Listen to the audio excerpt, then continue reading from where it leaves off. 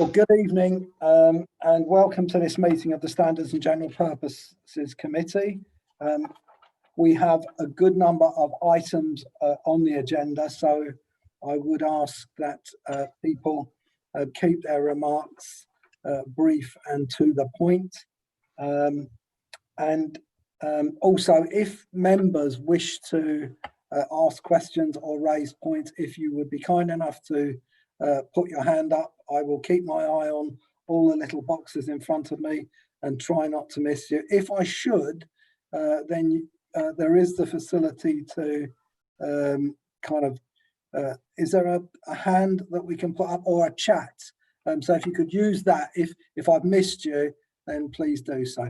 So item 1 is apologies for absence. Do we have any apologies for absence? None, Chair. Thank you. Item 2 is declarations of pecuniary interest. Are there any declarations? Good. Item 3 is the minutes of the previous meeting. Are they agreed? Agreed. Thank you. Item 4 is the update to the Ernst & Young audit plan, but Suresh is attending 2 meetings of local authorities this evening, and I don't think he's joined us yet. So with your agreement, I propose that we move on to the internal audit report and ask Margaret if she would be kind enough to present that. Margaret.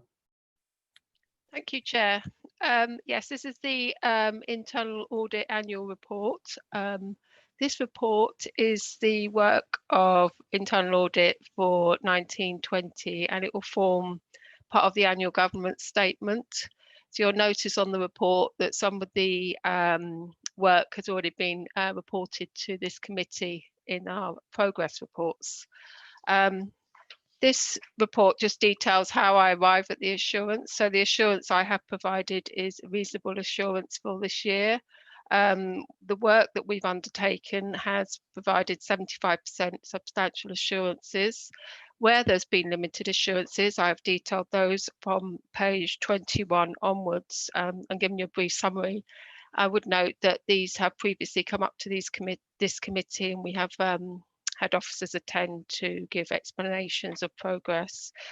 So in table 3, I've given you an update of how many priority 1 actions and whether they've been implemented or not. Those that haven't been, it's just that they maybe were in progress and we just haven't had an update at this point. We will be coming back to committee to give you an update on progress to make sure they have all been implemented. Because of the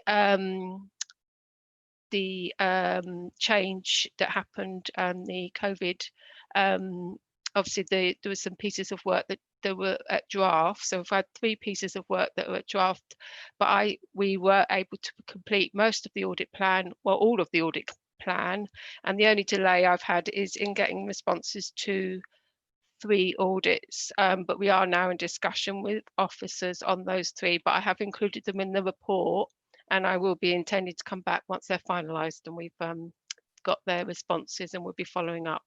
It's just because of the area they were in, there was a slight delay in getting those to final. The implementation of actions, which I've mentioned, has been good, and that's part of I can place assurance on the work that we do by the fact that managers are accepting our actions, and when we come back, they're showing that they're implementing them, and so there's good engagement. So this report also includes the work of the fraud partnership and provides some assurance that we're covering investigations in all areas, which I have detailed on from page 25, so I won't repeat that, as you can read that yourself. And then, as we were required to, as part of the transparency code, we're required to, on page 28, it just a standard document that we're meant to publish, and that covers actually the fraud partnership, the figures there of except for the end of the table, we'll give you a bit more detail about the Merton cases and the budget. So if there's any questions, I'm happy to answer them.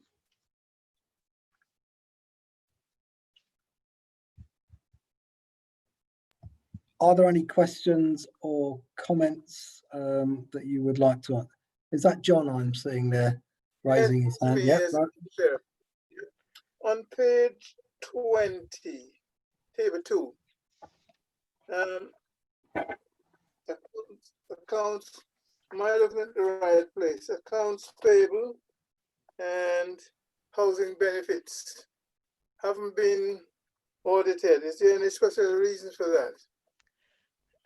With the financial systems, we tend to do them on a rolling 3-year cycle. Unless there's some changes to the system, we may come in earlier. So we never intend to do all of the financial systems in the year, and we wouldn't have capacity to do that. So we that's why I show you what we've done over the last 3 years, and so those areas will be picked up. They'll be due to be picked up either this year or next year. Okay. Yeah, I just saw that these were 2 important areas, you see. As far as housing benefit is concerned, they haven't been audited for the last 2 years. It is housing benefit is actually looked at by external audit. So they do quite a big review on housing benefit. So we can place some assurance on that work. The accounts payable we have actually got on this year's plan to audit. Okay. Adam, you have a question. Okay, yep. Thank you, Chair. Evening all. Evening, Margaret. So on page 19, so we've got 2019-20, we had commissioned sort of 765 days. And obviously that was the entire year. So in the final quarter, where obviously we've had COVID-19 hit, did that affect the number of sort of assurances you could get comfort over certain procedures and policies? And going forward, with obviously home working and systems not being there to get assurances, do you feel that it's going to be harder to gain further assurances on certain things? The impact on 1920 work was probably less because of it happened sort of from right near the end of March. So we were able to get most of our work done. It has impacted on starting Q1 work for 2021.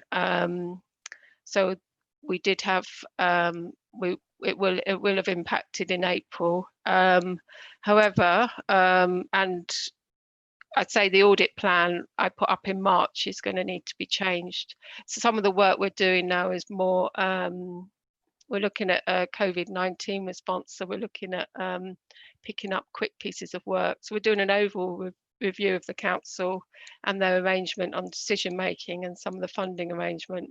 We have got involved in some of the grants that have been given out for business rate grants and discretionary grants, but we're doing this larger review, and from that we're doing some deep dives. So we're going to have a slightly different focus on some of our work, but it'll be obviously a focus of looking at key risks for the council. So it's a change, some changes, but we are getting back out and doing audits as well. We have to do some of our assurance work on the key financial systems, which I mentioned earlier. Schools obviously may be an area that we'll have to make a decision on later in the year, and some of that assurance may be that we'll try and gain that by doing that remotely, or from some of their financial returns that they send in and some other form of assurance. So it just be, we'll have to adapt how we get our assurance. But at the end of the year, I need to be here and telling you this is what I'm basing my opinion on. So we will be, yeah. I mean, it's just the way it is. But I think we should be fine on getting our work. We have started doing some work. So, David, did you want to ask a question? No. Okay. Agatha. Thank you, Margaret. I just wanted to know, you said about 3 reports that haven't been handed in to you yet.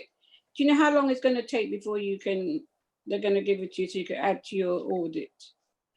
We are in discussion and they have promised comments. I wasn't sure if they were going to make this committee, but unfortunately they haven't quite made the to final stage, but we are in discussions with them. So I'm expecting to get these finalised in the next couple of weeks. So they'll definitely be ready for the next committee.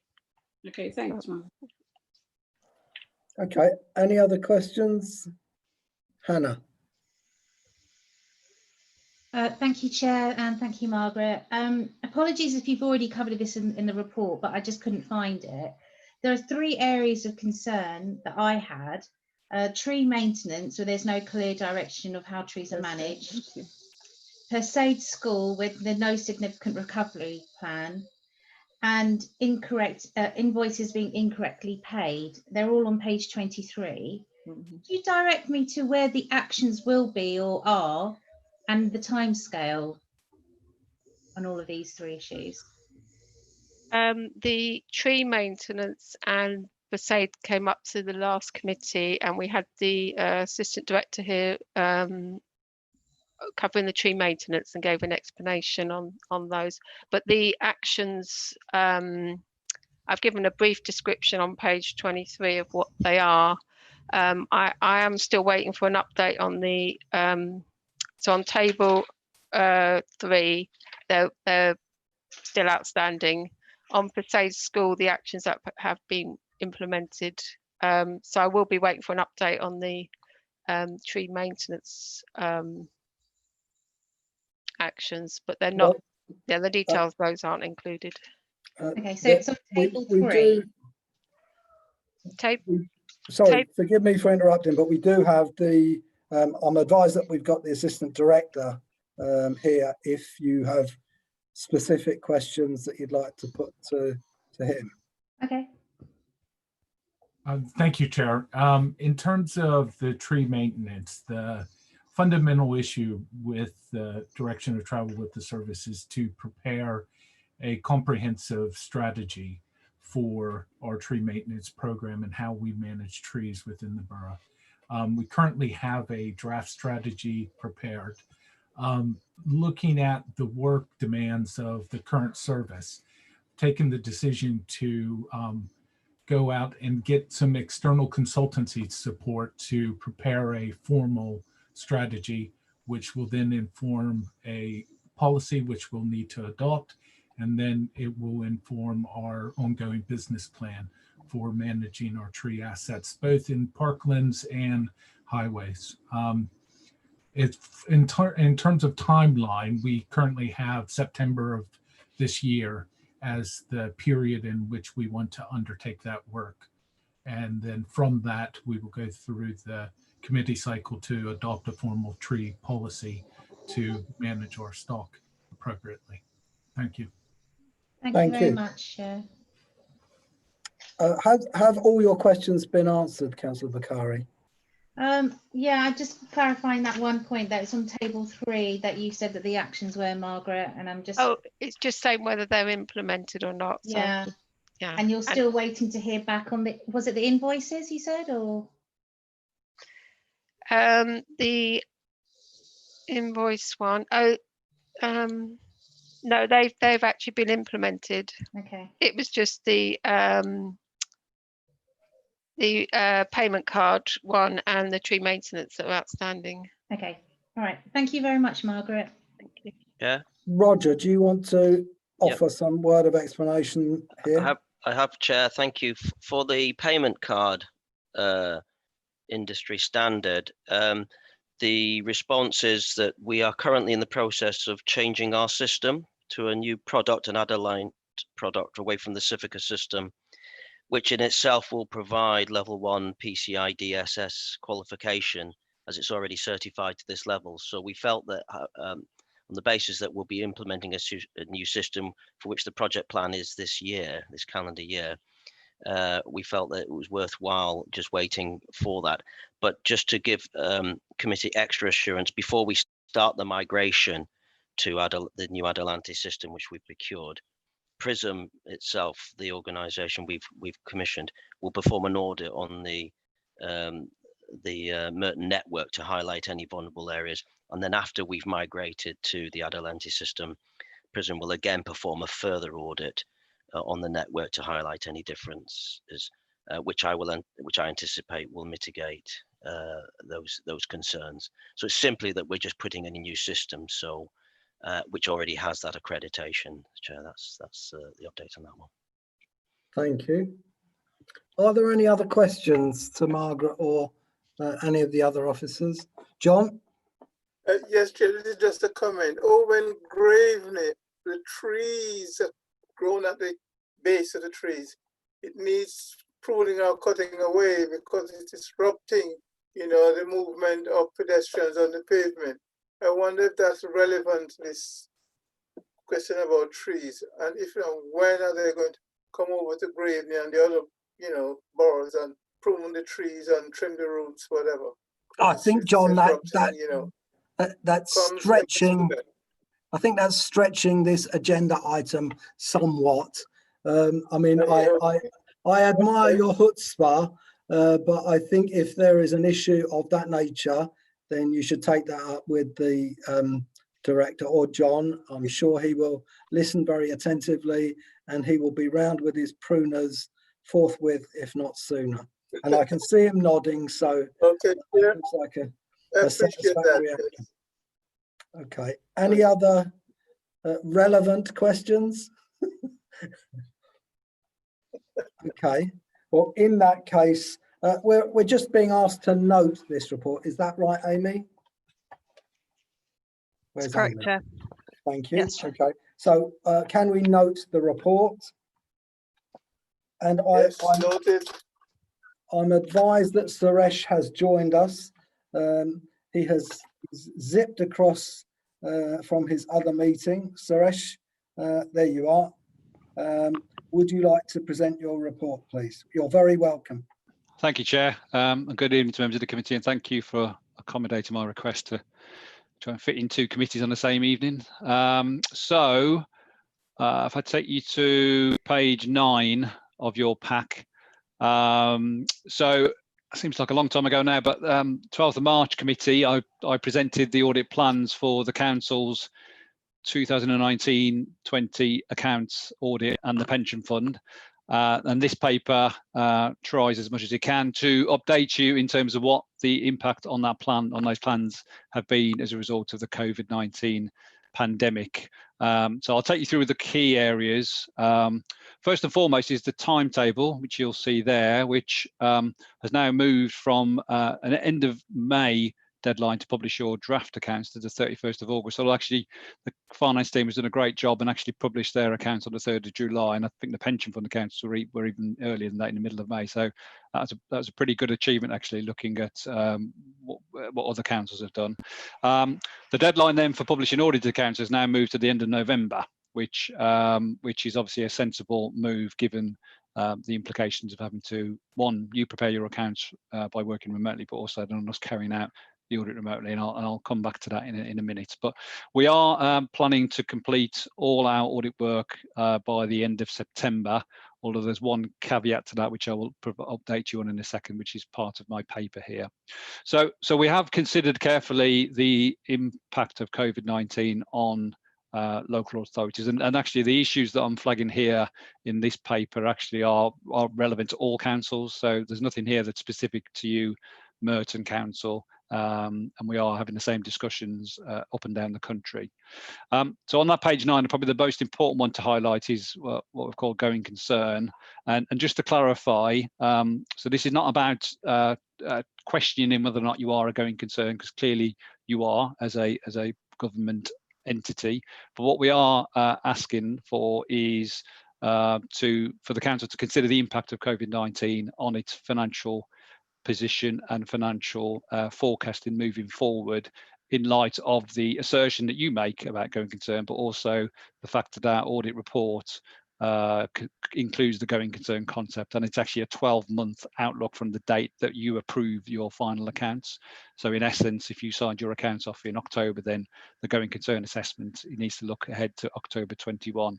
And what we're talking about here is about the adequacy of the disclosures around going concern, rather than, like I say, challenging whether or not you are a going concern. Actually, your finance team have already prepared an assessment which has been provided to us and a disclosure note, and we're currently looking at that. The likely outcome of that will be, as well as those enhanced disclosures in your accounts, there will also be what we call an emphasis of matter paragraph in our audit report relating to that specific disclosure. And I should be clear there, an emphasis of matter paragraph isn't a modification to the audit report or any form of qualification, but it's highlighting to the reader of your accounts, obviously, what an important disclosure that you've made in your accounts, and clearly anything talking about your financial resilience and going concern we think is important. So that's a change from what I've ever done as a local authority, in fairness, but obviously the COVID-19 pandemic has had a significant impact on your finances. The other, probably the big impact, is around property valuations.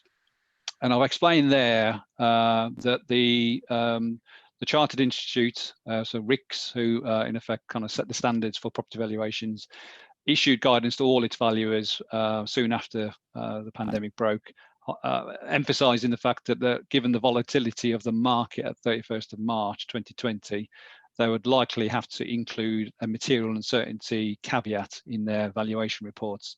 Now, this relates to where you've got a valuation of an asset that uses some kind of market information. So it might be around rental values moving forward. And as a result of that material uncertainty, which you've got disclosed in your accounts at the moment, we need to be satisfied that those valuations are still reasonable. So we have had to engage additionally our valuation professionals. They were already engaged to do some other work, which you might recall from the audit plan and prior years, but we've had to engage them to do some further work on some specific assets, and that's the area that might take a bit longer than we anticipated, given the volume of work that valuation team has now got, in light of this is a national issue and not just Merton. Again, the likely outcome of that will be an emphasis of matter paragraph in the audit report highlighting where you have made that disclosure about the material uncertainty. I'll skip then to page 11, and on the value for money conclusion. If you recall, we already had a significant risk around your challenging financial position, and clearly, as I've alluded to already, we will be taking into account the impact of COVID-19 on your medium-term financial plan moving forward. We've also highlighted how the pandemic has impacted on the pension fund, talking about valuation of some complex investments, and actually you've done a lot of work on that already, and I think there's only one investment where you're looking to obtain some information which will enable that valuation to be confirmed relatively straightforwardly. Going concern also applies to the pension fund, but again, I'm pleased to say that we've already worked with your finance team to help prepare that assessment, and there is a draft disclosure note that we've already looked at. Probably more pertinent to the pension fund is about events after the reporting date. Given the volatility of the markets around 31st of March, there's a likelihood that the value of your investments as you approve your accounts could have changed significantly, and it's whether or not that needs to be disclosed in some form or another. And then just two final pieces on the paper, sort of near the bottom of page 12, talking about audit delivery. I should say that we have been very impressed with how the finance function of the council has continued to operate, despite having to obviously operate fully remotely, and their cooperation and helpfulness during the audit, which is currently ongoing, has been very welcome and has enabled us to progress the audit in a pretty good position, despite, like I say, the challenges that remote working brings. And just on the bottom of that page 12, I just want to highlight that as a firm, the impact of COVID-19 has been to increase the risk on audit reporting and a need to make sure that we are reporting appropriately in our audit reports to the users of your accounts. And as part of that, we now have to go through a consultation process for our audit reports, and we'll be doing that in sometime in September. But that is about giving assurance to you that we are giving you the right opinion. And then finally, on page 13, that paragraph about fees. I think I've said before about our view on the fees that PSA have set. We've shared details with the Director of Corporate Resources about our proposals for an increase to that scale fee. I know she's discussing that with colleagues around London, but this is another national issue. We're discussing this nationally with PSA, but we'll be able to report back to the next committee where both you and we stand with those fees. I'll stop there, Chair, and happy to take questions. Thank you, Suresh. Are there any questions to the external auditors? Councillor Yes, Williams. there is. John, I've called Councillor Williams. Thank you. And pleased to note your I was going to say your kind remarks, but your reassurance that our officer team are doing a good job, and I wouldn't think any differently. But obviously, we see commentary in the local government press about other local authorities up and down the country who are beginning to say, well, we're in danger of going bust, and issuing section notices and so on. As the external auditor, I mean, what level of reassurance are you able to give this committee in its audit role tonight of what you've sort of seen and heard, and what you know of what's going on in other places? So you are right. There are, at the moment anyway, a small handful of local authorities who already made noises about issuing what's called a Section 114 notice around being unable to set a balanced budget. I think as being your auditor for the last 2 or 3 years, each year we do identify a significant risk in your value for money conclusion about your financial resilience. And we then do look at the arrangements that you have in place in terms of setting your budgets, the savings programs that you have within that budget to get to a balanced position. And I think each year we've reported that we found those arrangements to be appropriate in terms of the situation that you've got. We have also flagged just the significant challenge that you do have, which is clearly heightened now by the impact of COVID, which is why we're highlighting the going concern assessment and disclosure as an area of focus. So the fact that your finance team have now produced that assessment, which will articulate to the reader of the accounts the position of the council in terms of 2021 and beyond, I think it gives you assurance that they are looking at the area appropriately and are being transparent about what the risks are around that. And part of our work will be to challenge that assessment, look at worst case scenarios, challenge the underlying assumptions around how much your parking income is going to decrease by, for example. And the fact that we then will give you a clean opinion means that we are satisfied that that disclosure is appropriate. Thank you. Adam. Thank you, Chair. Suresh, thank you for that. In terms of the pension fund, so I know the pension fund is currently in surplus, so we don't have any deficit funding due. With obviously the stock market taking a tumble and our valuation going forward could drop, did your going concern assessment in terms of checking the pension funds assessment take into consideration if deficit funding was now due? Would the employer, which is Merton Council, be able to foot the bill? Obviously, I appreciate with a pension fund, even if the council was to stop paying deficit funding, there's still sufficient assets to keep the pension fund going for a period of probably a couple of years, actually. But with obviously COVID-19, going concern across all entities is a huge topic right now. So it's just, whether you've sort of considered whether we may in the future be able to get the funding if required. Thank you. So, can I just invite Caroline to come in on that specific point, and then we'll go back to you, Suresh. I was hoping Suresh would go first. I suppose I just wanted to. Well, in that case, Suresh. Thank you, Caroline. What I was going to say is that just to be clear, so the going concern assessment is 12 months from the date of our opinion. So it is limited to, like I said, October 21. So we wouldn't be looking beyond that from a going concern perspective. So in terms of what we've done to date on your assessment and disclosure, we didn't consider what's going to happen in 5 years' time, for example. We focused on that period of time, which is what our opinion covers. Caroline. So I just wanted to draw your attention to the fact that the pension fund is revalued every 3 years. So certainly we would look then at the level of contribution required and the risk associated with any fall off in the value of the fund. And at the moment, some of the recent valuations we appear to be back on track. So that's not too significant a risk, but we do monitor it regularly and keep an eye on that. And also the other members of the fund to make sure that they're able to meet their liabilities as they become due as well. So that's certainly a factor that we will consider as part of the review of our medium-term financial strategy, which will be over the next 4 years, which will therefore cover any potential increases or decreases in contribution rates required. So I think our funding level is still over 100% at this stage. Thank you. Thank you. Could I ask that when the officers speak, if they could introduce themselves and their title, that would, for any members of the public who are tuning in because there's not much on the telly this evening, then that would be helpful for them. So, John, would you like to speak next?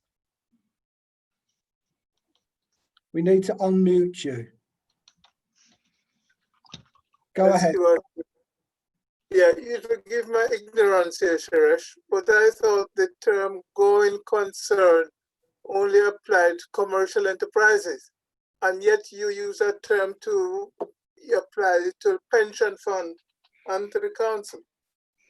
I don't understand, knowing that our income comes from the taxpayers and from the government. Is it that, what do you call it, auditors speak, or is really a term that should be applied to the pension fund and to the council? So that's like the ice cream man's just turned up. Yes, at my gate. I think, John, you must live near me because he was just round in front of my house, actually. So anyway, so going concern is an accounting concept, and it applies equally to the public and the private sector.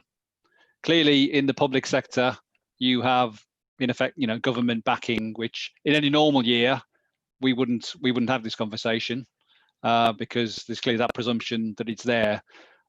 This year, and like I say, we're not challenging whether or not you are a going concern. We are challenging should you be making disclosures around that going concern assertion, because you make that each year. That's in your accounts every year, and it's in our audit report each year. Yes.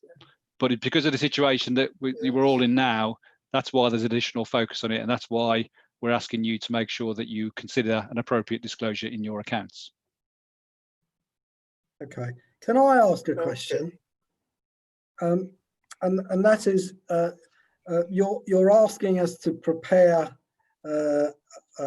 forecasts for the next financial year, and quite by chance, the auditors for the organisation that I work for was asking us the same thing today. And I think one of the issues for all of us, and I'm sure this is not lost on you, Suresh, is just how difficult it is to predict what is going to happen when nobody knows if there's going to be a second spike. Nobody knows if the curve is going to be V-shaped or U-shaped.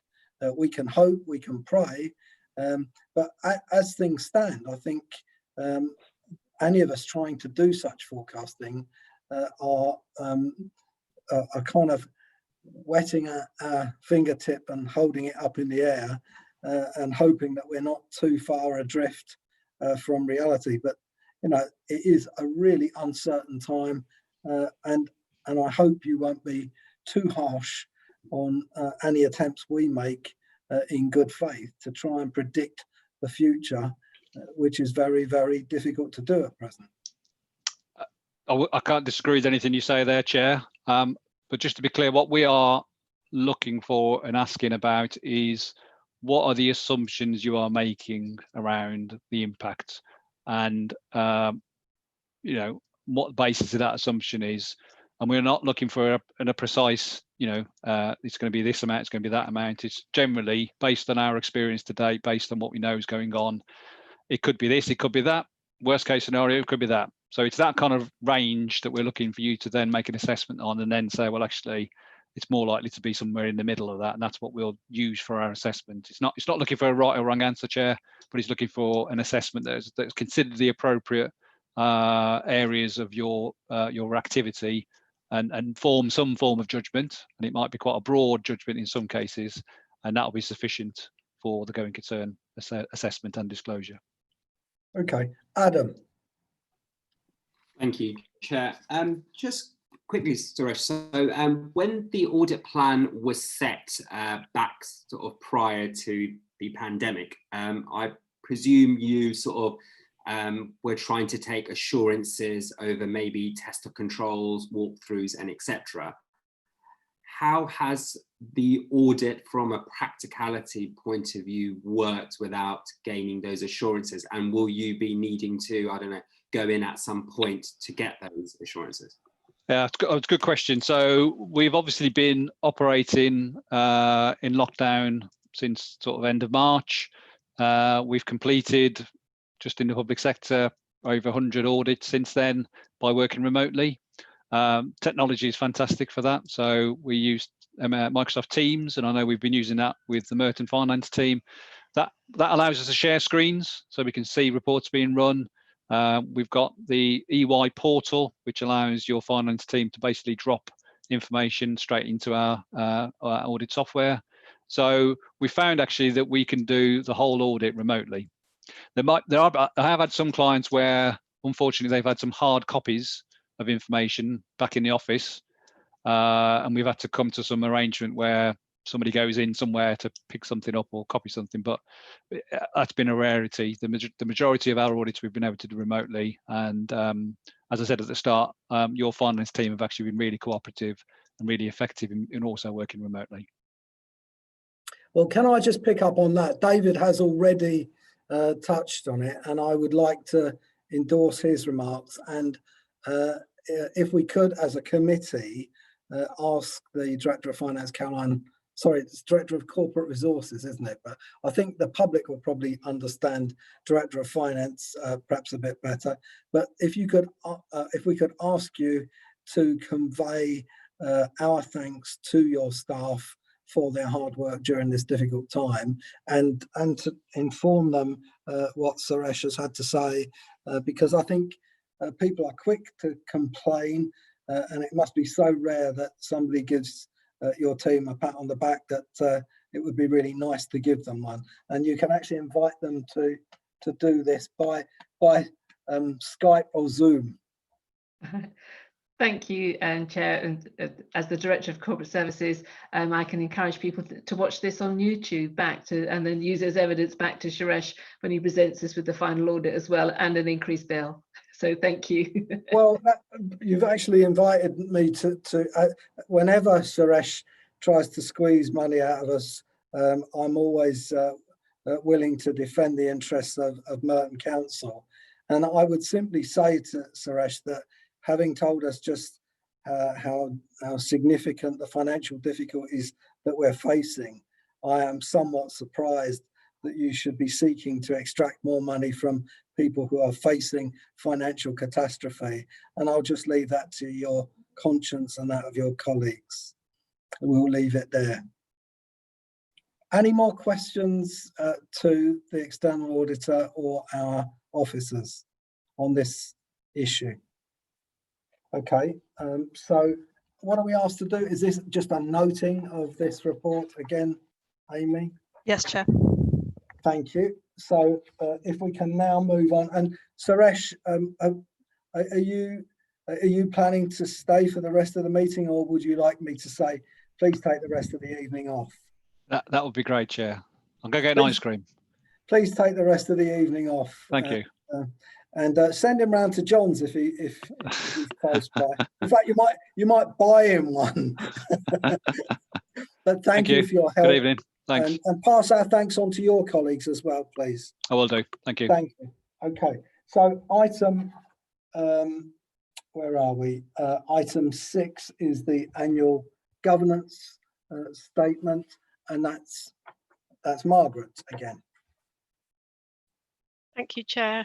And if you can introduce yourself, Margaret, with your title.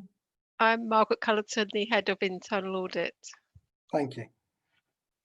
This paper is the review of the Council's governance arrangements as we're required to carry out annually. Part of the review is based on the CITFA guide principles, which I've put in the introduction.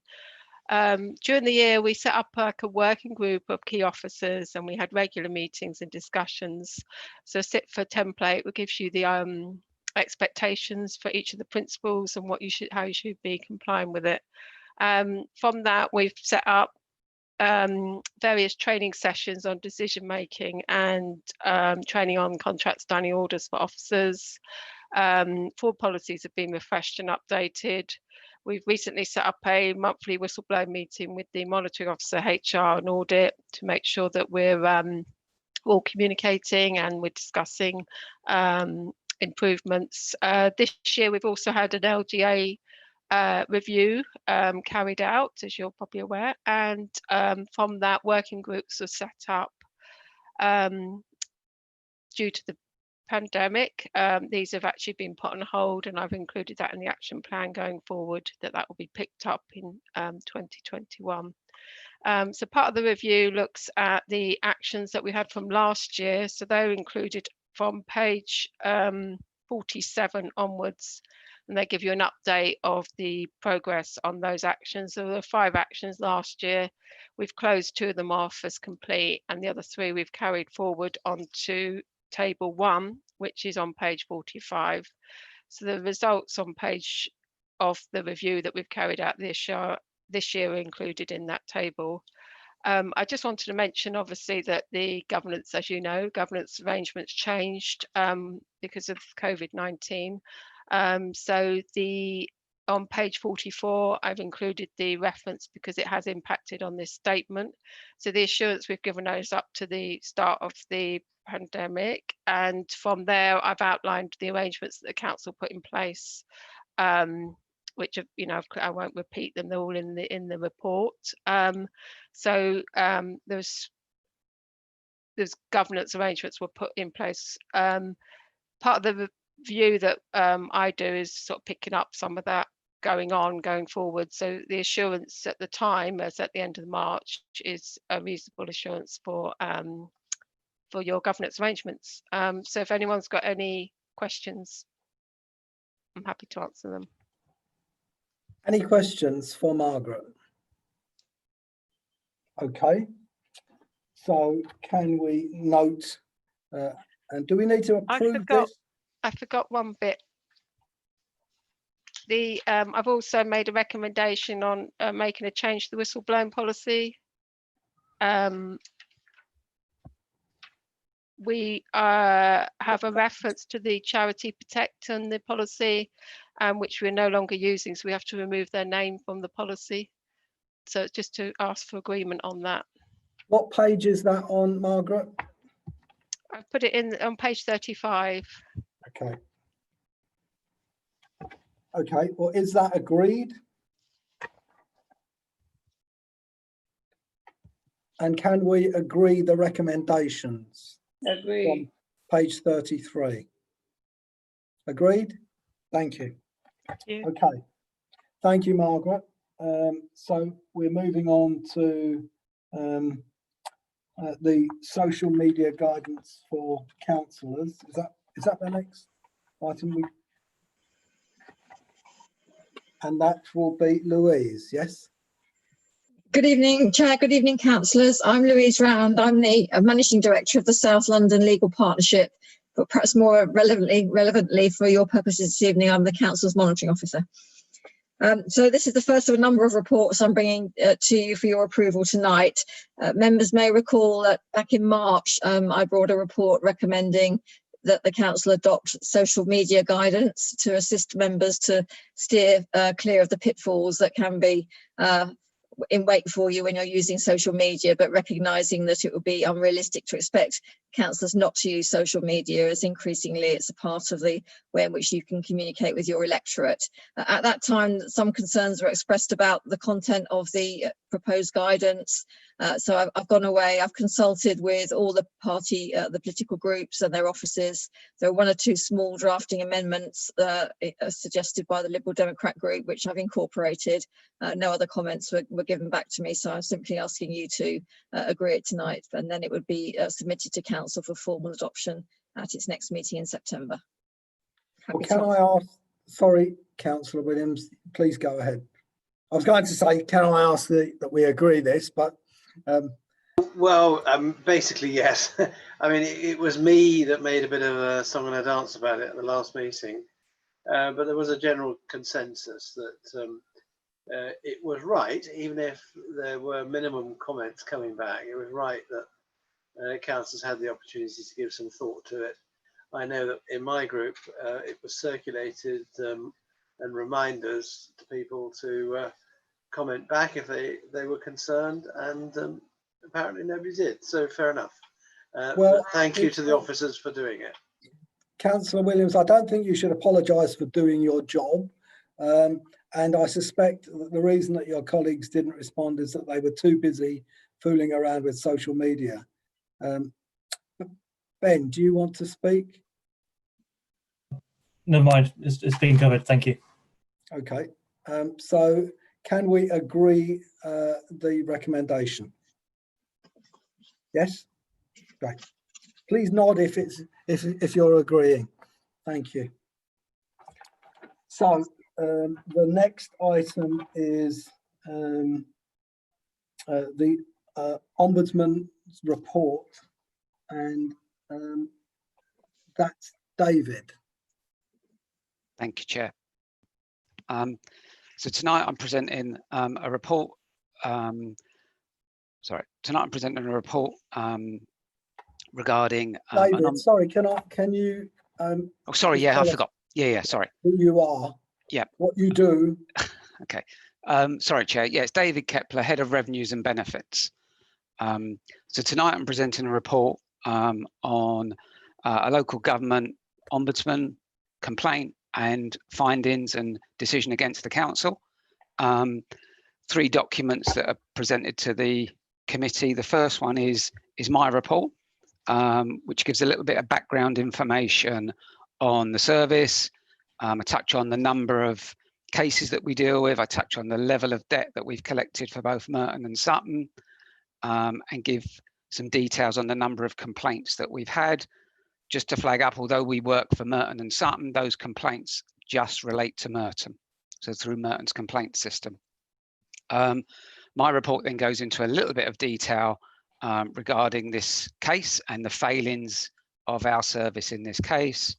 Highlight that I took an initial report to CMT in October last year, so we first found out about this I think in August. David, yep. Could you explain to the public what CMT is? Sorry, yeah, sorry, Chair. So CMT is the Chief Corporate Management Team, so that's the Chief Executive and Directors of the 4 departments. Thank you. So I took the report to them in October, detailing at that time the complaint was ongoing.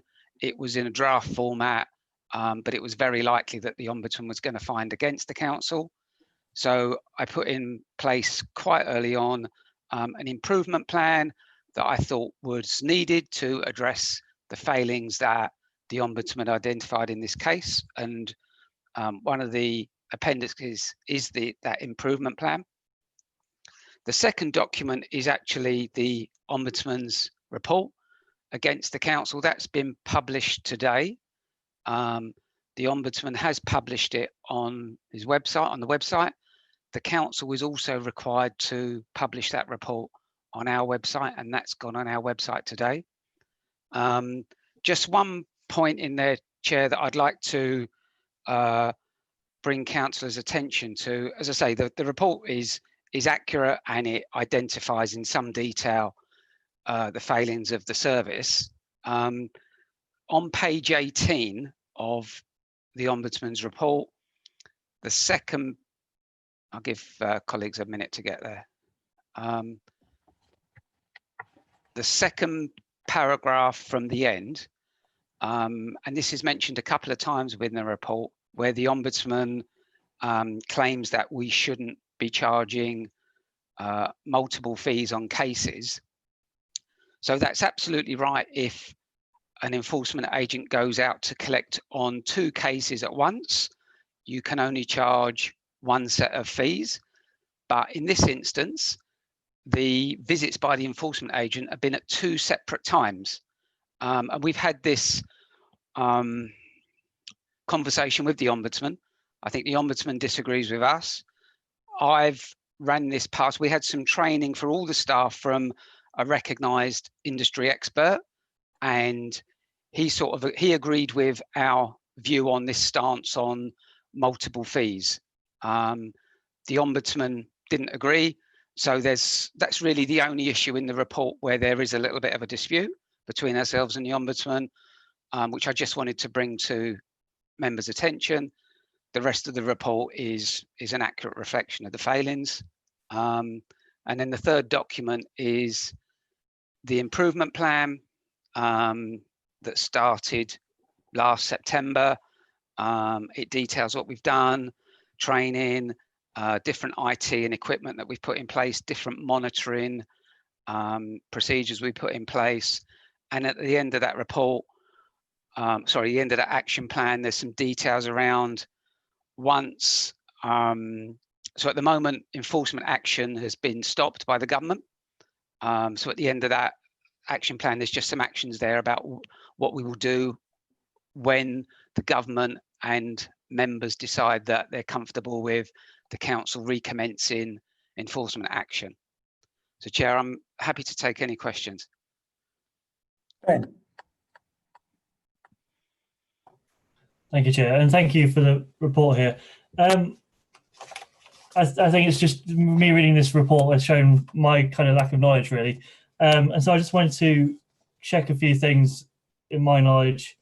On paragraph 2.22, which is in the page 4 of the supplementary report I've got here, where you summarise the service improvement plan. Yep. Just to kind of preempt my question, as you said, the context of what's happening right now is we've kind of stopped all enforcement, largely on the idea of it's not safe, but also I'd like to think that if people are already in quite a vulnerable state, these aren't quite the things that you should be doing at the moment. We should be focusing on people's health. And so I'm glad to see in that service improvement plan, vulnerability training delivered to all enforcement agents. I'm hoping that was there before. Can you just, through this shortened list here, rather than going through the appendix document, can you indicate to us things that were already there that you've implemented further, that you've kind of shored up, but also show me what wasn't there before, and as a result of this investigation, you've then put in? Okay, so prior to this complaint and the improvement plan, all the enforcement agents had received training. They have to receive a level of training that they have to prove to the judge at the court, so that he will or she will award them their certificate for 2 years. So each enforcement agent gets a certificate awarded by the judge for a 2-year period. As part of that process, they have to evidence training that they've undertaken. So all enforcement agents had training provided to them. We had delivered across all of Revenue's staff dementia training. So all of the enforcement staff had previously had dementia training. So that was already in place and had been provided prior to this complaint and this improvement plan. Then with the improvement plan, the training that we delivered was very specific to them. As I said, we had an industry expert in to go through, I particularly asked him to go through the issues that the Ombudsman had highlighted, where we'd failed in many cases, and he addressed that. Then at a separate session, I invited him in and he delivered vulnerability training again to all the staff. So they'd had some training prior, and then that's additional training that we provided as part of the improvement plan. Okay. Could I ask a question, please? Yes, Brenda. Just to add to what Councillor Butler has just said, on page 2, there's a mention about the training, which I quite endorse. But do we have a register? So therefore, if people who keep these certificates, I presume is a certificate given by the judge, that it's not something that they keep personally, but the council knows where it is. So if we should be asked about it, that we can find them, please. So when an enforcement agent applies every 2 years for their certificate, they have to get references from the council. We have to arrange for CCJ checks. We have to provide them with a bond that enables them to undertake that work. So we're aware when they're applying for their certificate, and we also help them collate a bundle of packages or bundle of papers for their training that they've been on that they can present to the judge. Thank you. Something. Any other questions? That wasn't quite what I asked. I probably didn't make myself clear. It's fine for me to collect certificates and bundles to present, but can anyone else within the council access this? Sorry, councillor, access. Right. Access what? Is the bundle personal, or can it be used to authenticate what has been done? Regarding applying for their certificate? Okay, let me use an example. I'm a governor for South Thames Group of Colleges. Yeah. With every certificate that we collate, they have a copy. Do you have copies of these? Yes, we do. Yeah, sorry. That's all I need. Sorry, I apologise. When the judge issues a certificate, we get a copy of that and we retain that in the office. The enforcement agent keeps that because he can show customers his certificate to carry out enforcement work. Sorry about that. It's probably my fault, but that's all I wanted to know. Sorry. People need to know. Thanks. Thank you. Caroline. You're muted. Caroline Hogg, Director of Corporate Services. I just wanted to say also there is a court record of the fact if the certificate has been granted or not, so that's a public record for people to be able to see. And just to come back to Councillor Butler's query, we've changed the approach on the body cameras. So previously cameras were only turned on if the bailiffs thought they were under threat. They are now meant to turn them on at all times, and we keep them for longer as well. And we're looking to see about procuring different types of cameras to enable that information to be stored and accessible in a better way. Thank you. Okay. So, Chair, as part of that issue on the cameras as well, what we now do every single day is we undertake a random monitoring of every bailiff. We look at their paperwork on a case where they've been to, and we link that back to the video that they've presented to the office to be downloaded. So we undertake monitoring every single day, and we link the video to the paperwork. Okay. Well, the recommendations are on page 1. I mean, one of my concerns with this is that we haven't had this for very long, and trying to absorb it in the time that we've had is difficult. So I do think that it would be helpful to revisit this when we've all had the opportunity to digest it and think about it, and maybe, as recommendation 2 implies, get an update at a future meeting. Does that sound realistic to the officers? Yeah, of course, Chair.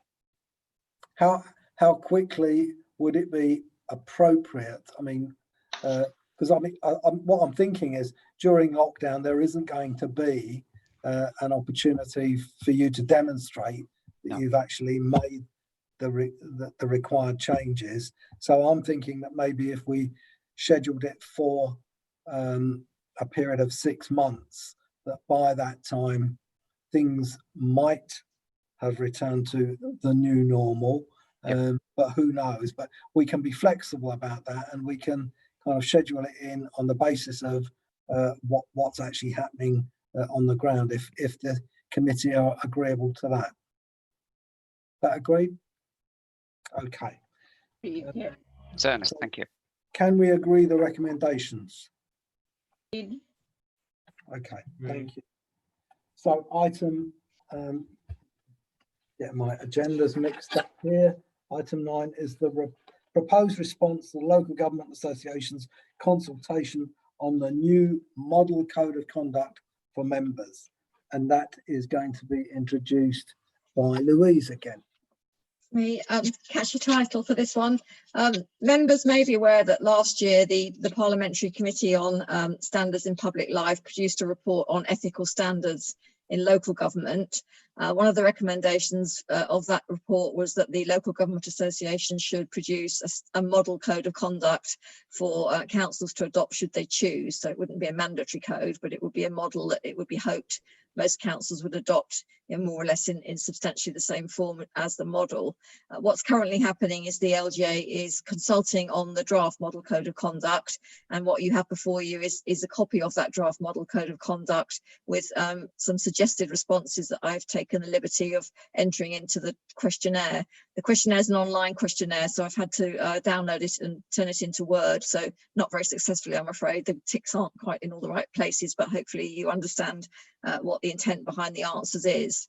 So without taking too long about it, I think there are 4 main areas where you might want to have a debate and have some influence. The first, and perhaps the most significant, is the scope of the code. That is, when will the code of conduct for members apply to you? And currently our own code of conduct says it applies to you when you're acting in your capacity as a member, which seems sensible. The choice being given to us at the moment in this model code is to stick with that definition, more or less, that when you're acting in the capacity or claiming to act in the capacity or giving the impression that you're acting in your capacity as a member, you should be liable under the code of conduct should you breach any of its requirements. But there's a slightly wider suggestion that there should be a rebuttable presumption that you're always acting as a councillor unless you prove otherwise, and that some wording in the suggested provision that it also includes behaviour in private, even if you're not acting as a councillor, which to my mind goes far too wide, and I don't think actually that's what was intended by the draftsperson, but nevertheless that's the way they've drafted it at the moment. So that's the first question: how wide do you think the scope of the code should be? The second relates to interests, and the interests which members ought to disclose both on the register and at meetings where matters are being discussed which they may have a personal interest or a pecuniary interest in. The code recommends adopting the current rules, which are more or less the same as Merton's, but also recommends extending the interest to those situations where it's not you or your spouse or your civil partner or a person that you're living with in that capacity. It's interests that have to be registered, but also the requirement to declare would extend to a close personal associate or relative, neither of which are defined. So again, you might take the view that it's sensible that the interests of your sister should be declared if they're very significant, not just those of your partner. But as currently drafted, my personal view is that it's far too wide. The third issue is just in relation to gifts and hospitality. That's a fairly simple question. Should they increase the limit at which you have to declare any gifts or hospitality you receive in your capacity as a member? We currently have £25. That seems sensible to me, but again, there's examples in neighbouring boroughs where it's as high as £100, for instance in Kingston. And finally, a short point again really is in relation to the social media issue, which we've just discussed. Should that be a separate set of guidance issued by the LGA, or should any provisions in relation to it be incorporated into the code? So members, you may have other observations. I'm conscious you may not want to spend hours debating this. So if you're content with more or less the answers I've submitted, subject to those points and any others you have, then we can submit it to the LGA, see what comes out the other end, and consider then whether we want to adopt the new model. Okay, well, can we begin by me asking that question? Are you content with the comments that have been made by the monitoring officer at this point? I'd like her to ask a question, please. Of course, please go ahead. I'm just wondering if we start wanting to know the interests of, yes, our partners, I agree with that, husbands, whoever it is, but when you start taking in sisters and grandmother and everybody else, how far are we going with this? There should be a limit, I should imagine. Well, I think the monitoring officer is making that point in her proposed response. So you appear to be on the same page on that one, Brenda. Yeah, the way in which I would suggest dealing with that is what used to be the test. Some of us who've been around for longer than others will remember the test that said, to summarize, if a reasonable member of the public who knew all the facts would think that interest of yours or whichever relative it was such as to prejudice your ability to take a right decision in the public interest, then you should declare it. It sounds a bit waffly, but actually if you try and apply it, what if someone looking at it would think it was a bit fishy, to use a vernacular, you should probably declare it. It's quite easy when you apply it to examples to see when that might apply and when it might not, whereas the current proposal is really, really wide, and I would agree with Councillor Fraser, too wide to really allow you to operate with a certain degree of confidence. Okay, so can I come back to my original question, which is, are you content with what Louise has prepared? Good. Yes. Excellent. Well, that means that we can agree the recommendations. Are they agreed? Good. Okay, thank you very much. So item 10 is the revised RIPA policy, and that too is Louise. Can you introduce this, please? So we're getting our money's worth tonight, aren't we? You certainly are. You certainly are. So this report covers the situation where the council is investigating a potential criminal offences or fraud and wishes to carry out what's called covert surveillance. They might, for instance, want to put a camera somewhere where an individual is considered to be being committing a criminal offence, and that there are rules around whether you can do that. It would include also trading standards activity in, for instance, in relation to carrying out test purchases using younger people under the age to buy alcohol, or where there's a view that someone's carrying on unlicensed activity in licensed premises, and you may want to observe the activity in those premises from time to time. The Human Rights Act would normally prevent that, or at least make it potentially a breach of the Human Rights Act by way of being an invasion of people's privacy. What RIPA does is, in certain situations and subject to very strict constraints, allows that activity to take place with the presumption that it's lawful, and therefore no claim would lie against council officers should they carry that activity out. There is a national governing body for RIPA. They inspect us every now and again, and we had our inspection a week after I started at Merton at the beginning of January this year. And what the inspector found was that by and large we're in good shape, that our policy could do with a bit of tweaking to take into account legislative requirements, and that we probably need to get better at doing some quality assurance of any authorisations that we prepare seeking court authority to carry out surveillance. So we've amended the policy, putting myself in that role as having the quality assurance of any applications, giving a lot more examples in the policy of what might be lawful and what might not be lawful, and the kind of safeguards that need to be put in place. Should you agree this tonight, we've already got in place a meeting with all the key officers in the council that may end up carrying out RIPA activity, and some who may be doing it but maybe don't realise they are, and making sure that we've got a really robust system of authorisation, quality assurance and training in place to ensure that anything that the council does in order to detect, prevent crime or fraud is covered by the legislation and carried out appropriately. So I'm simply asking you to note the outcome of the inspector's report and to agree the revised policy. Okay. Any questions? Mary? You need to unmute.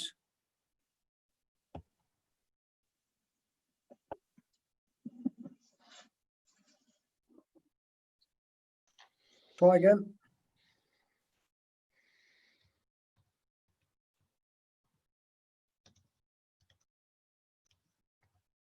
We can't hear you, Mary. Okay.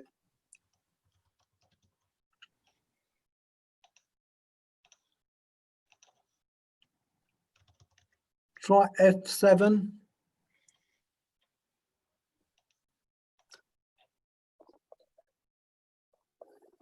Or the double space bar.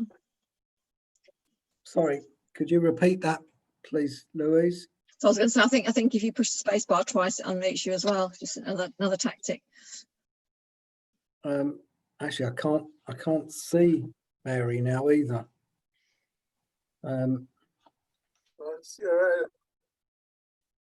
She appears to have dropped off the call, Chair. Right. Okay. Well, I think let's hope that we can get her back.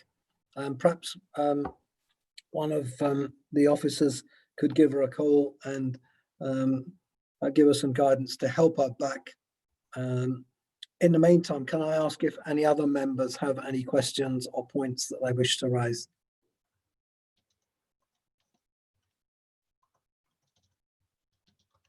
No? Okay. Well, in the event that Mary does reconnect, we may have to come back to this. Can we agree to do that? I think these are unusual circumstances and we have to try and be flexible in terms of how we deal with these situations. We're all feeling our way along. So let's move on. I don't think, well, we could agree the recommendations, but if there is an important issue that Mary wishes to raise when she reconnects, then we could always come back to them. Is that sensible? Happy with that? Okay. Well, can we agree the recommendations? Yes, yes. Thank you. Okay, so item 11 is the proposed review of the Council's constitution and interim arrangements to the Appointments Committee, terms of reference and employee procedure rules. And that's Louise again. Yes, sorry, you'll be sick of the sound of my voice. This is another second time lucky attempt at bringing a report before you. I brought the report in March recommending some changes to the procedure rules that govern the way in which senior officers are appointed.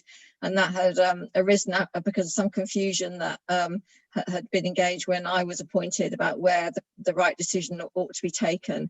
At that time, I was recommending that we change the constitution so that decisions to appoint the council's monitoring officer, who's your senior legal advisor and your guardian of governance, as it were, didn't have to go to full council. And there was some concern amongst members that wasn't the right decision, that the person who is responsible for overseeing the constitution and dealing with member complaints ought to be someone who'd been appointed by the full council rather than a subset of them in the form of the appointments committee.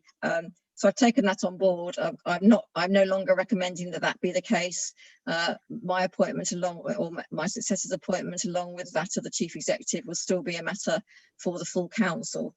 There were some drafting issues with the employment procedure rules though, which I've tidied up. So I'm asking you to approve those small drafting changes today. And I hope Amy's circulated the track change version of this document. I apologise, it was sent to her in that form, but there's something to do with the quirks of SharePoint took the tracking off the published version. So happy to answer any questions, but they're not issues of substance, just simply clarifications. Turning to the second point of the report, so I've been here 6 months now. I've spent a bit of time looking at the Constitution for various reasons, and it does seem clear to me that over the years, a few anomalies have crept in to the drafting where one part of the Constitution has been drafted and perhaps not sufficient attention given to the knock-on consequences elsewhere in the Constitution. The Code of Conduct issue we've already dealt with tonight is one such example where the Council has defined some additional interests to be declared, but they're not actually in the Code of Conduct. Neither is a requirement to declare gifts and hospitality in the Code of Conduct, although you all do it appropriately. It was really important, I think, that the Constitution was clear about levels of delegation. So when we entered into COVID and members had temporarily to stop meeting, we needed to be really clear that officers could take all necessary decisions to protect the council's interests. the chief executive has that power, but it's awfully hard to find it in the constitution. It's even harder to find where any financial limits to that power might be. In fact, they're buried in Appendix 10 of the contract standing orders, for instance. So what I'm recommending, that it would be good for the governance of the council that we took a step back, and not that we change any of the principles that govern our decision making or the structures of our decision making, but that the document really could do with a fresh start, looking at best practice from other parts of the country, and of course involving members, because at the end of the day it's your document that governs the way in which you do your business. So that proposal's been circulated through the group offices. I've been given some names of some nominees. I don't necessarily use the word volunteers, but maybe they were, to work with me and Democratic Services offices between now and next February, when we can hopefully produce a fuller new constitution or newly drafted constitution for approval of this committee, and then onward submission to full council. So if you're interested, Chair, the members who have been nominated by the Labour group are Councillor Christie, Councillor Irons and Councillor Welton. Councillor Williams is the representative nominated by the Conservative group, and Councillor Kohler from the Liberal Democrat group, and Councillor Southgate has expressed an interest in being involved for the Merton Independent Residents group, as long as it's not too wordy, I think is how you'd paraphrase what he said. So if you agree with the recommendations, I will set the first meeting of that group of members up for the end of August or early September, whenever convenient, and then we can scope out in a bit more detail exactly what we're going to tackle and the methodology for doing so. So I'll leave it there, Chair. Councillor Williams, Can I ask a question, please? No, sorry, can I just call on Councillor David Williams first? I was about to say, David, that with such a high calibre of people proposed for this, that I think we should immediately agree to it. But clearly you want to have an argument, so please go ahead. Well, really, I just want to get a bit of clarity into the role, or if you like, the scope of the working group, because I'm not quite sure that the way it's worded would deal with an issue that I have, which is that some of our procedure rules are also in need of being updated. I mean, for example, at a council meeting, we have so-called priority and non-priority questions, and they're divvied up in a certain way between the party groups. That is a convention.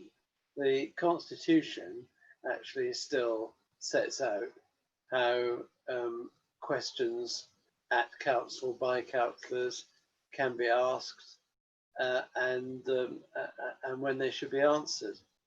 And I just think there's a bit of tidying up that needs to happen in the procedure rules as well. And I did try very hard to persuade the council about 18 months ago that it should just actually look at the way in which it runs council meetings to see whether it's meeting sort of best in class model of conducting its affairs. Because and I'll be brief here, but I mean, Councillor McCabe and I have been on the council for probably longer than is good for us. But all of this is comparatively new. And when we sat down to write some of these structures, it was right, take a blank sheet of paper and let's work out how we might do it, these things.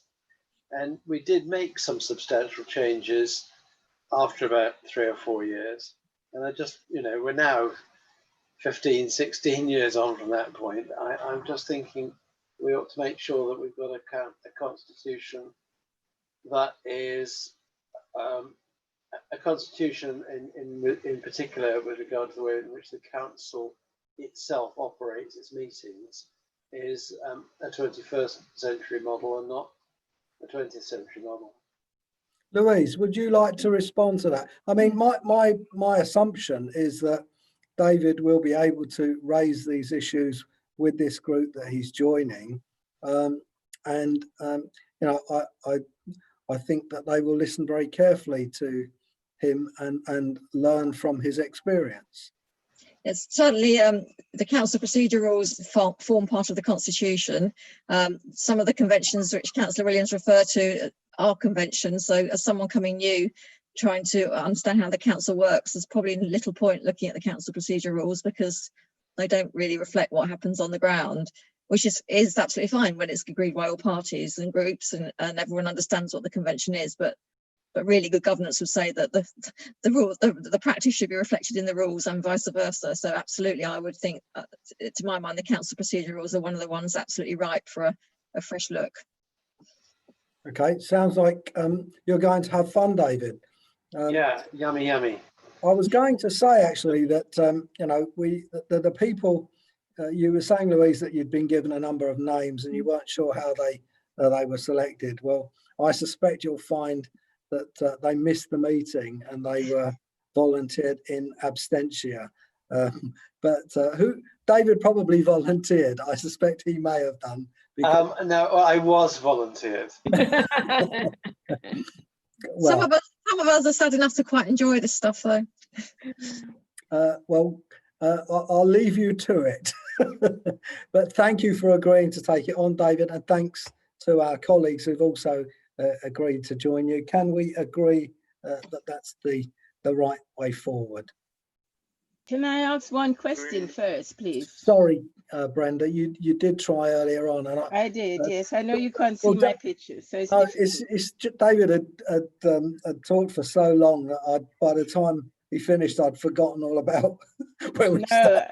In fact, I agree with quite a lot of what Councillor Williams has said in many ways. But there have been a lot of changes in the last few months, and most of us know about the issues with Black Lives Matters, and we're doing a lot of work supposedly on BAME, and that has brought in a lot of issues that have been hidden under the carpet over the years. And what I'm reading here, it says political balance, but the meeting that I went to, a lot of amendment went when interviewing anyone, so that you wouldn't recognize who was applying for a job. Because if you say you're from, and that was used, Afghanistan, that might give away the story. That is not how it should be done. And Merton is in a place where we say that we embrace equality and diversity. And I'm yet to see most of that. And I'm wondering if that's going to be coming into this meeting or when at all it will happen.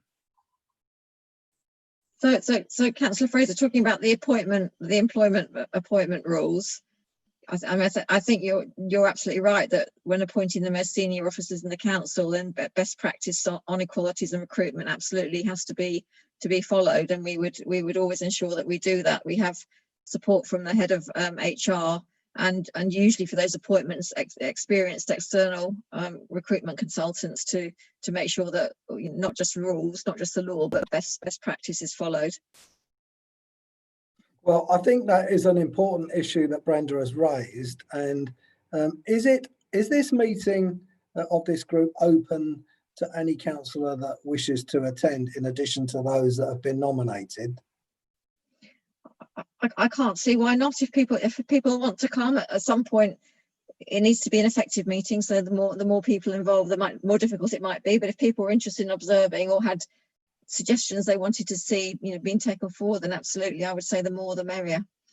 Well, that's a potential route open. I think the issues are important, and it would be nice to think that when this group reports back that it can refer to the comments Brenda has made and kind of indicate what efforts they have made to address those very important issues.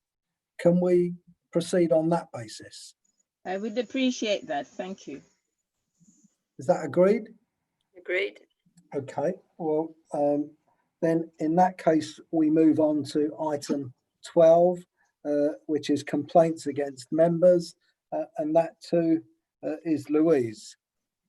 I'm pleased to say there have been no complaints against members that have warranted investigation. There's been one complaint about conduct or an exchange on social media, and I took the view that that hadn't been conducted in the capacity as a councillor, that the councillor hadn't used their name or wasn't acting as a councillor when they entered into the exchange, although he did apologise to the complainant and accept that his language could have been more carefully chosen. So I've closed that complaint, and there haven't been any others formal complaints apart from that one.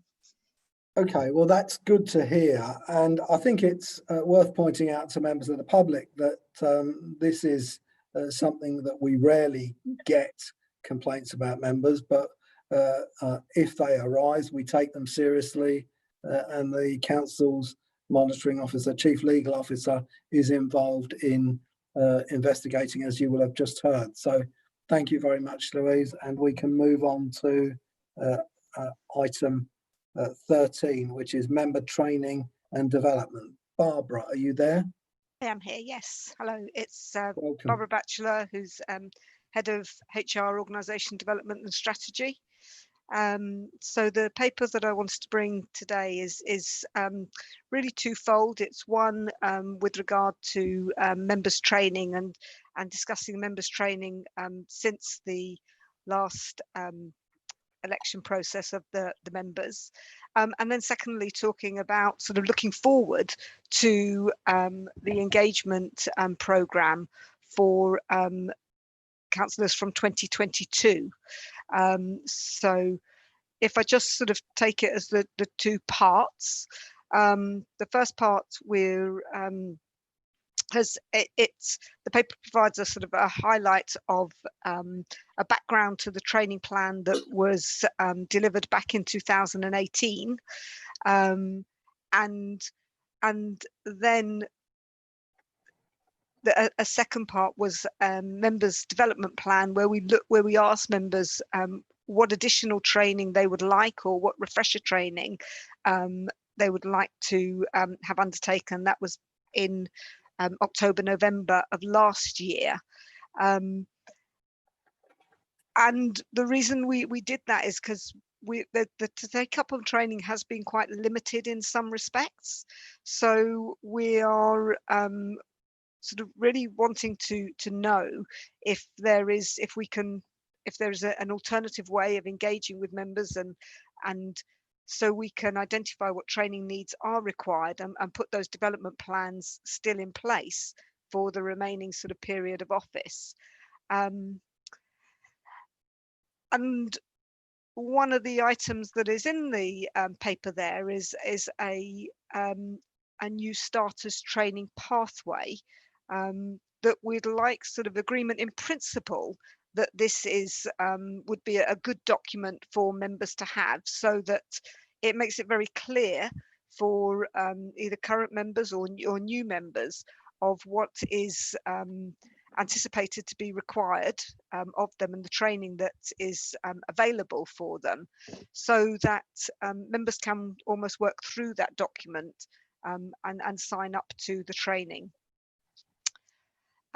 Within the paper, there is some recommended training that we propose we deliver from probably from August, September this year, going onwards to the end of the current councillor's term, and would like agreement if you're agreeable to that training. So that's part of the first part of the paper, and they are the recommendations A, B, C, D, A, B, C, and F. And then the second part is I'm aware that at the last members' election campaign, the programme of engagement was commenced about 12 months prior to elections, but it was felt that actually that didn't give enough sufficient time for prospective members to be communicated with and to really sort of understand all of the requirements of the role. So we're proposing that in planning for the May 2022 elections, that we actually commence that programme of engagement this November. That gives us 18 months. And so what I've incorporated in with the pack is a proposed agenda for that meeting, which would be in November. And what I'm asking here is that an agreement in principle to the contents of that agenda, but that Louise Round and myself would have sort of final endorsement on that to sign off, so that we don't have to come back again with requiring that to be signed off, and that we would engage with the group officers to identify participants and those that would nominate to be speakers at that event. So they're the two sort of component parts, really. Okay, thank you, Barbara. Are there any questions? Councillor Bakari. Thank you, Chair. Just got a few questions. One is, who holds the training budget and how is it accessed? Could I ask that question first? And then there'll be two more after that. Would you like me to answer now, Chair? Yes, or, is that Why all don't you right? ask all of them and then Okay, we'll... right. Yeah. So first one is, who holds the training budget and how is it accessed? Yes. The members' training for mental health first aid, the funding was apparently allocated in April 2020. So just wondering what I mean, obviously there was issues, I understand, but if the funding was available, why couldn't the training been arranged earlier online, if possible? And then the third one is about the actual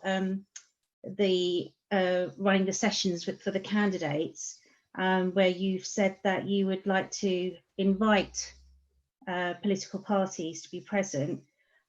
Is there any insurance that all parties can get involved with that, rather than just a simple invitation, to ensure that it isn't just one party or just two parties represented, but that it's ensured that it's a cross-party approach for that agenda? Barbara? Yeah, you're happy for me to answer, Chair? Yes, certainly, Councillor Bakari. So the three responses is, in terms of who owns the training budget and how can that be accessed. The training budget is held within HROD and strategy, so within HR. And that training. Can I just clarify then something? Because if it's with HR, why does it not sit with democratic services, who'd have a better understanding of councillor needs, and they work with us at such a close level? They know exactly what we would be needing, etc. So it just seems to be taking another step away when our first step has always been towards democratic services. Why can't democratic services provide that service instead? Certainly, Councillor Bakari. The budget is held within HR for across the whole of the council. So we manage all training and development across the whole of the council. I meet with the officers on a regular basis. And so certainly where we have developed these training pathways and the proposed training pathways, that is my working directly with the officers. So I'm very happy to, if it's felt that do you mean officers from democratic services? Yes, that's correct. Yes. Right. Beg pardon. Sorry. Yes. So certainly if it's felt that the officers have a closer understanding of your needs and HR, we're not being as close to that, then I would be more than happy that we work closer to them. And in fact, it was something that I have actually put in a last meeting, requesting sort of feedback of what do we need to do. And part of this paper is saying that. This is what this paper is saying. What do we need to do in order to more closely support your training and development needs? And the officers, the Democracy Services have also been, you know, involved in the writing of this paper. So in answer to that, it's held by HR. It's accessed through the officers, and accessed through this means of engaging of what training do you need that we can best deliver to you. The next, in terms of the mental health first aid, so I'm working with our public health team on that as well, and mental health first aid and mental health first aid awareness and champions, because there's 3 different courses that are available. It did all rather come to a bit of a grinding halt because of COVID. That is back on the agenda, and it is on my training and development plan for a launch in September. In fact, I've got a meeting with public health next week, next Tuesday. So it's very much back on the agenda, but we got a little bit sidetracked because of COVID. So, and that was for the whole of the council, not just the members. It was something that's been on the agenda, and I can assure you it's about to be relaunched. Do you think it's something that could be prioritised, considering mental health has been probably a massive issue for a lot of people who've been working in the council at the moment? Yes, Councillor Bakari, I beg your pardon, I didn't mean to cut in there. It is being prioritised, which is why I have a meeting next week. And I've been talking to our communications team as well, so that we have this as a you know, a big communications campaign internally, and then again with you know, with yourselves. And then the third, you asked in terms of cross-party contributions. Absolutely. So certainly, absolutely. In terms of the you know, the request here, that in principle the agenda is agreed. We would then work. I would then work with Louise and Democracy Services to ensure that we have an equitable representation across all of the parties to present. Absolutely. Because that's exactly what we want. We want it to be, you know, represented across all parties when we go out to the public. Excellent. Thank you very much. You're welcome. Thank you, Barbara. Any other questions? Adam. Thank you, Chair. Barbara, in terms of the e-learning module, so yes. I presume it's just going to be e-learning and there isn't a form of face-to-face, and are these recorded, or is it just live streaming and that's it? And my second question, it obviously comes down to the proposed that further training should include a variety of great topics. One point that I was actually talking to a resident group just prior to this course was about well-being awareness. And with the current times, there is a huge piece of work to do with counsellors, especially new counsellors who haven't sort of been too aware of their demographics of their area, just to ensure that there is a piece of how do they deal with the well-being factors of local residents and different people coming to them with different issues. And just finally, just something around maybe to do with effective business writing, with the way that the society's going with everything being done on emails, social media, etc., where we can sort of train members. I've actually recently been on an effective business writing course at work, and it just teaches you tricks and trades, and it does really help. Thank you. Barbara? Yes, Chair. So in response to those 3, the e-learning module is actually it isn't a webinar. It is an e-learning. It's an online e-learning module. So it's you can undertake it in your own time at any time. It's not a presentation by someone. However, in saying that, we have just recently commissioned some training in terms of equality and diversity, and if you know, if members feel that they would like that to be delivered as an evening session, as a presentation, then I'm more than happy to take that forward and have those conversations if that can be delivered. So the e-learning, as I say, is exactly that. It's an online interactive learning between, you know, on your computer with the through a portal. With regard to the wellbeing and awareness, actually I did speak with our training providers just last week with regard to this, and whether we could offer that training as an evening session as well. It's likely to be about a 3-hour training session, so they had they'd said yes, they are agreeable to that, but it would probably be about a 6:30 start. So I'm more than happy to put that forward as a proposal, but so certainly that is something we can offer.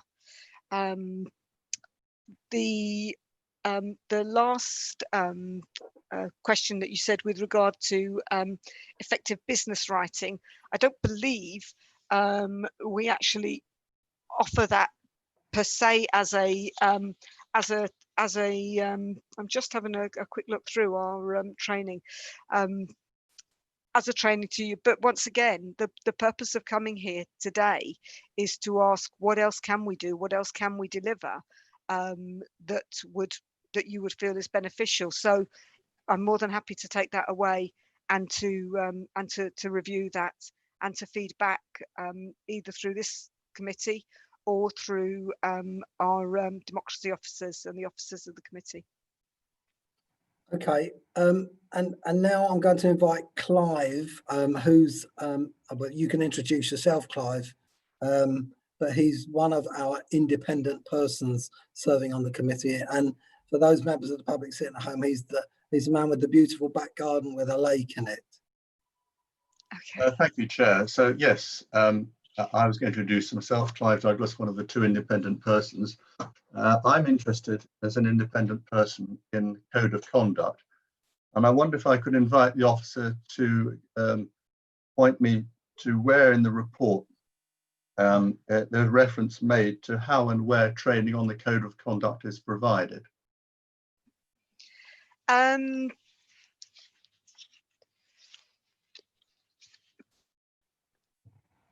You're really saying it isn't made? There isn't any reference to it? Well, I couldn't see it, but I may have missed it. You know your paper better than I do. I think if there is an omission, and there may not be an omission, I think there is an omission. You know, if there is an omission, I think it needs to be corrected. Is my point. Well, in particular, what are you suggesting? Because we offer from a code of conduct. There's a whole range of trainings which could be under the banner of code of conduct, such as you know, in terms of integrity of budget scrutiny, integrity of our I'm just looking at some of our information security. Is there a particular sort of element in terms of code of conduct that you're referring to? I assume that Clive is referring to. Well, shall I answer that question, if I may, Chair?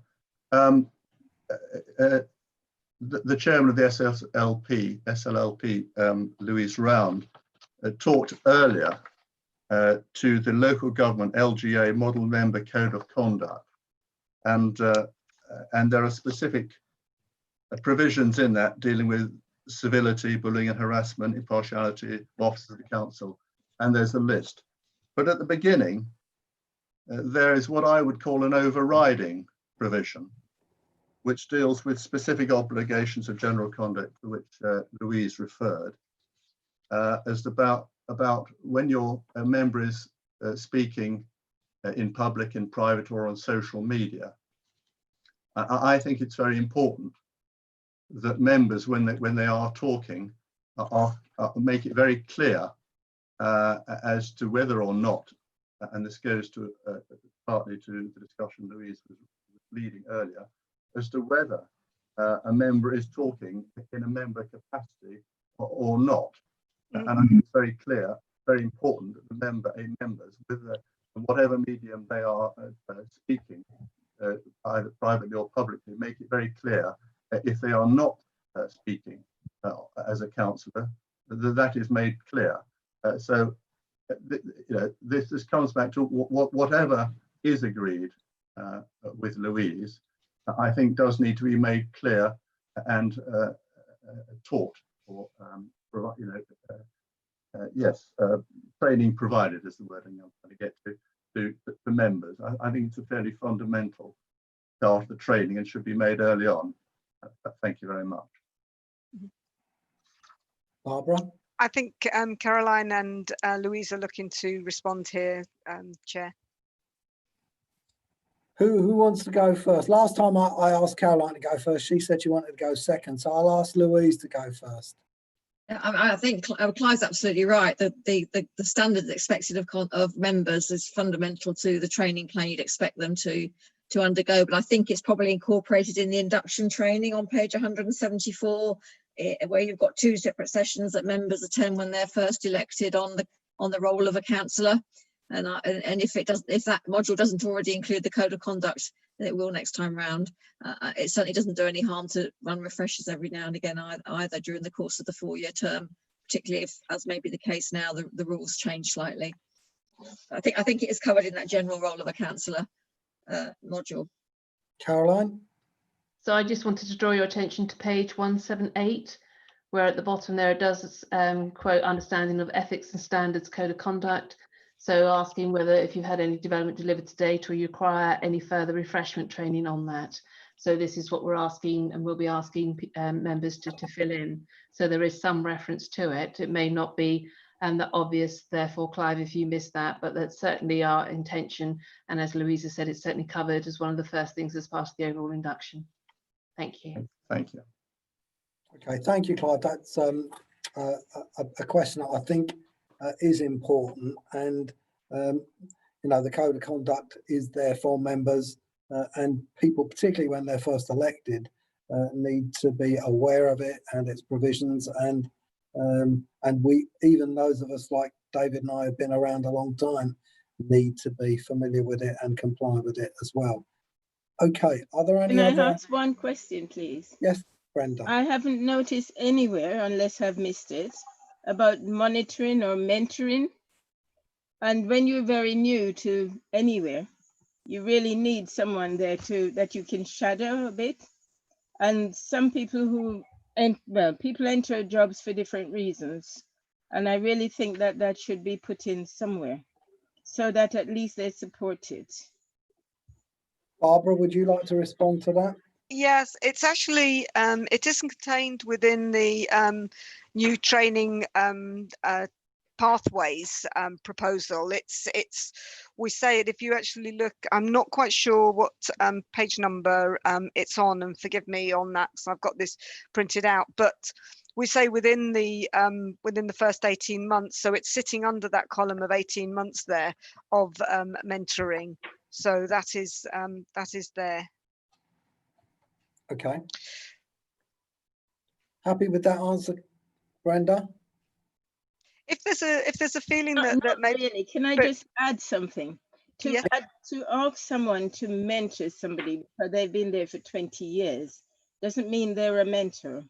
You go to training to learn these things and find out how it's done properly. Because sometimes it's not taken up at all, and sometimes it's not used.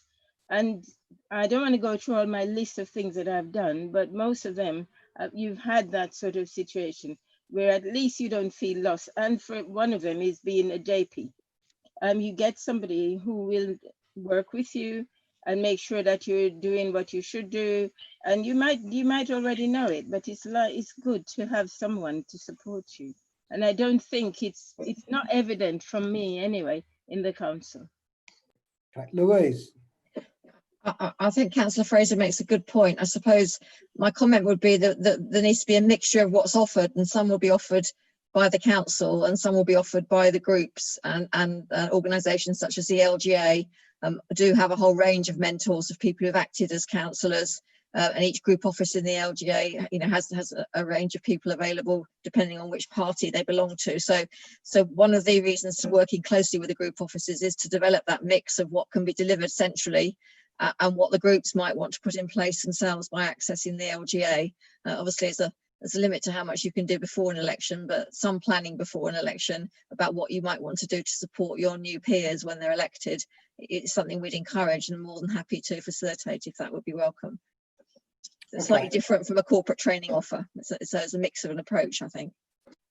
Okay, I think we've given this a good airing. Can we agree the recommendations?